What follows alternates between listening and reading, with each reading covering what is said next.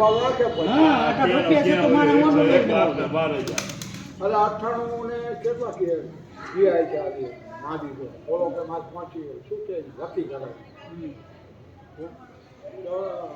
અમે કાયમ આમ આઈથી લઈ નવનીતમાંથી ફૂલવા ચોકી છે આગળ ગમે હગાવે ને બધા અહીંયા જ જવા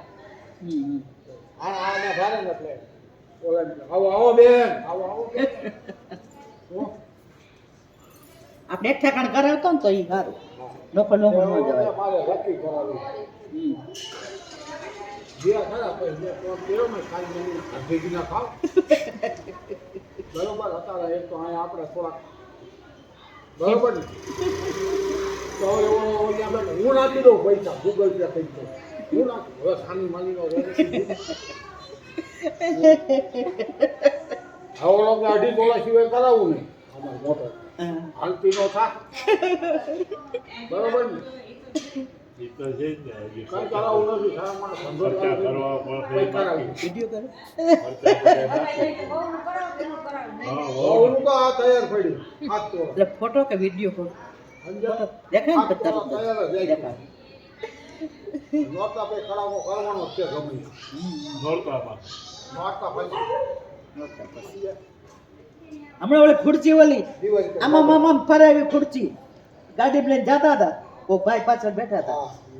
ઓલી દુકાને 4,000-5,000 ની આવતી છે બેઠા હોય એટલે આમેય ફરે ને આમેય ફરે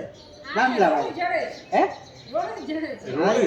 એમને લીધી હશે રોડ ઉપર હમણાં ભૂલી લાવી દુનિયા. અને મારા બેટા હામી નામી કરે નવા જેવી તમને નવી જ હતી મને તો એવું લાગ્યું હા આપણે કાવી દીધી હા રાખું કાગળ બાગળ મારે જ નવી જ હતી તમે પપ્પારીનું કર્યું શું કર્યું છે એનો ધામો હતો ઓ ગીત આવતું પેલા ખબર હે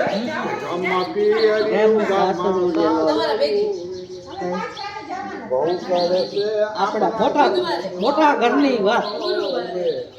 ભગવાયા મોટા ખોરડા ફિલ્મ આવ્યું હતું ગુજરાતી ફિલ્મ આવ્યું હતું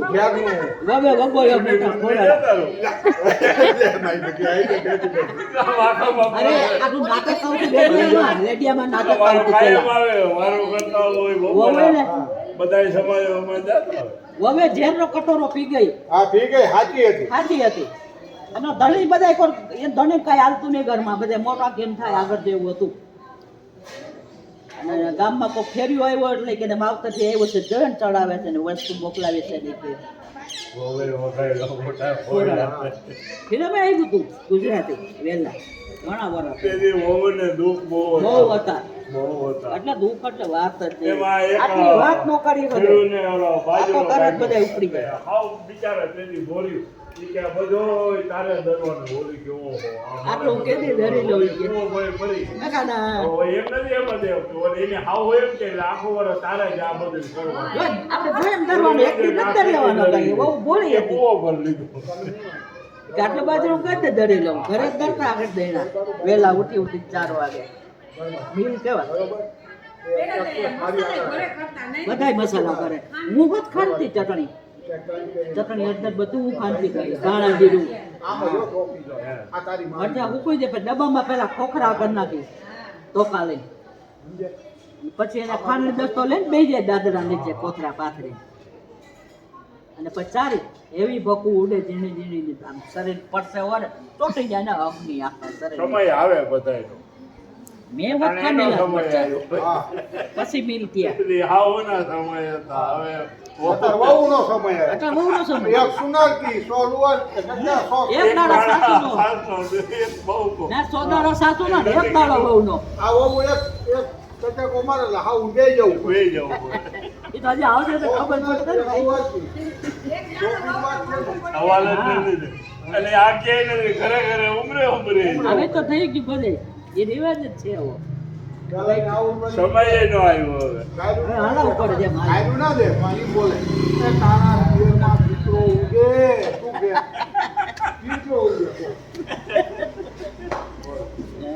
અરે આગળ તો એવા કહાલા હતા ઓને તાતાની વહુ એમ કે તારા તમારા ઘરે આંબો ઉગે પણ હે ને ગોટલા વગરનો ઉગે આ તારી વહુ એવું બોલે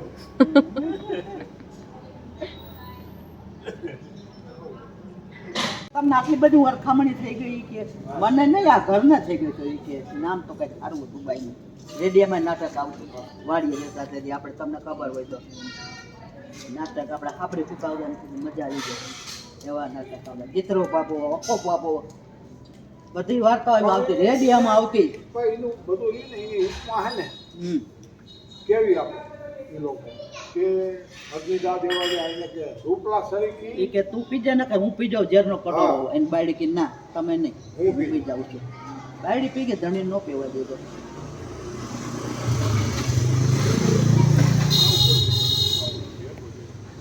હવે ના હાલે અને ખેતીવાડી હતી એટલે હવે તમારી ભક્તિ પૂરી થઈ ગઈ હા આપણું બહુ પ્રત્યેની બરોબર ને હવે આપણે થાય કરવાનું હા ભક્તિ કરો ભગવાન રામનું નામ લો બેઠા બેઠા મહાદેવ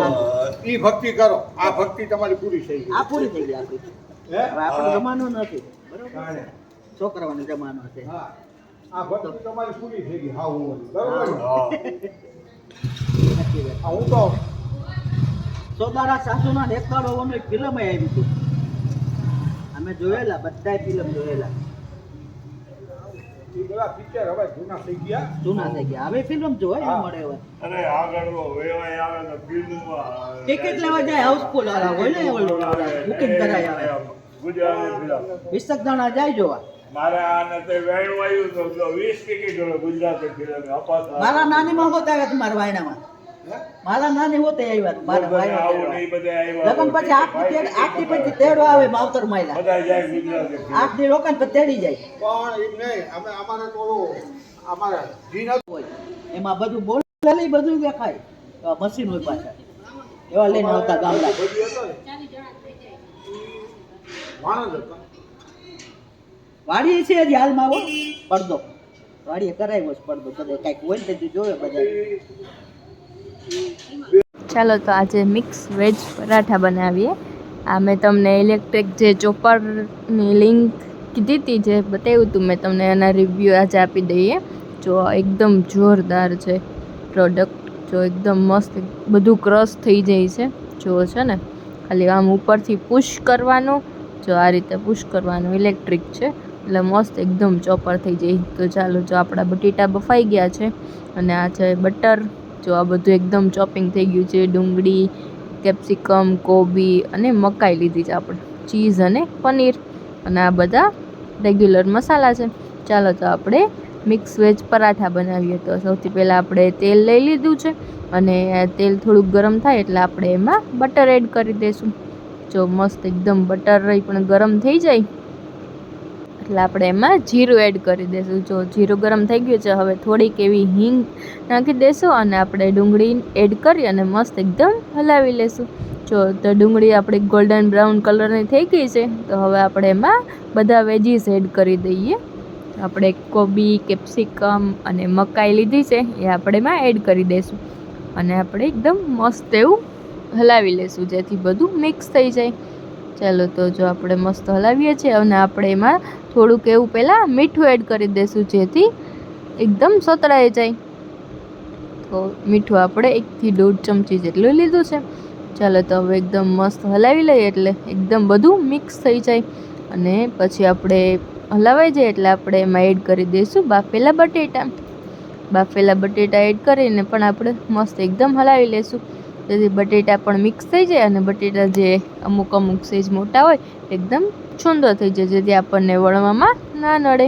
ચાલો તો આપણે મિશ્રણ તૈયાર થઈ ગયું છે હવે આપણે એમાં ચીઝ અને પનીર એડ કરી દઈશું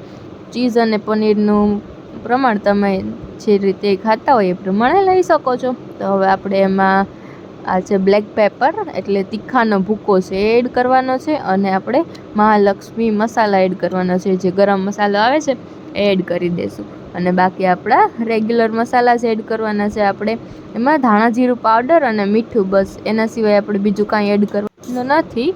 આપણે લાલ મરચું પાવડર એડ કરી શકીએ પણ જો લાલ મરચું પાવડર એડ કરીશું તો એનો જે ટેસ્ટ હશે એ બેલેન્સ નહીં રહે એટલે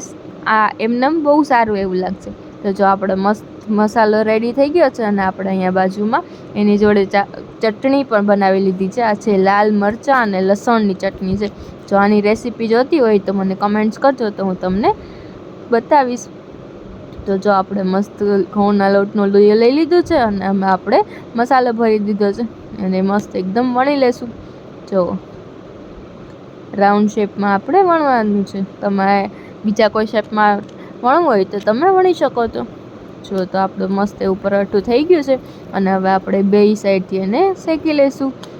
બટર અથવા તેલથી તમે શેકી શકો છો, ઘી પણ એડ કરી શકો છો. જો આપણો ગોલ્ડન બ્રાઉન કલર થઈ ગયો છે એક સાઈડ, હવે આપણે તેલથી શેકી લઈશું. જો એક સાઈડ મસ્ત ચડી જાય એટલે આપણે બીજી સાઈડ પણ મસ્ત એવું ચડાવી લઈશું. અને જો એકદમ મસ્ત ટેસ્ટી મિક્સ પરાઠા રેડી છે. કોઈને ખાવાની ઈચ્છા થઈ ગઈ હોય તો આવી જાજો. ને જો આજનો તમને વિડીયો ગમ્યો હોય તો લાઇક, શેર અને સબસ્ક્રાઈબ કરવાને ભૂલતા નહીં.